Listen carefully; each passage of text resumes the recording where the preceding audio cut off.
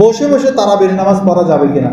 কারো যদি ওজর থাকে তাহলে সে বসে পড়তে পারবে এবং সে পূর্ণাঙ্গ সওয়াব পাবে। এখন কেউ যদি চায় না আমি পুরো সব নামাজ বসে বসে পড়বো, তারাবির নামাজ আমি বসে বসে পড়বো, অলসতার কারণে, কোনো ওজর নাই, শুধু অলসতার কারণে যদি চায় বসে বসে পড়ে, তাহলে সে অর্ধেক সওয়াব পাবে, পূর্ণাঙ্গ সওয়াব পাবে না। অর্ধেক সওয়াব মানে কি?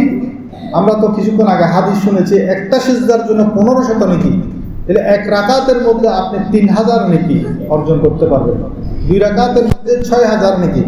তাহলে আপনি 2 রাকাত নামাজ যদি পড়েন, দাঁড়িয়ে দাঁড়িয়ে পড়লে আপনি 6000 নেকি, 4টা সিজদার মধ্যে 6000 নেকি পাবেন।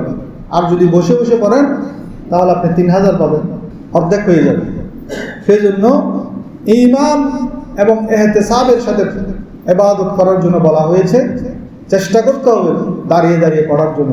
তবে ওজর যদি থাকে, সিজদা করতে পারছে না, বসতে পারতেছে না, বিভিন্ন ধরনের ওজর থাকে না, অনেকে চেয়ারে বসে নামাজ পড়েন, এই ধরনের ওজরের কারণে যদি কেউ তারাবির নামাজ বসে পড়ে তাহলে সে পূর্ণাঙ্গ সওয়াব অর্জন করতে পারবে।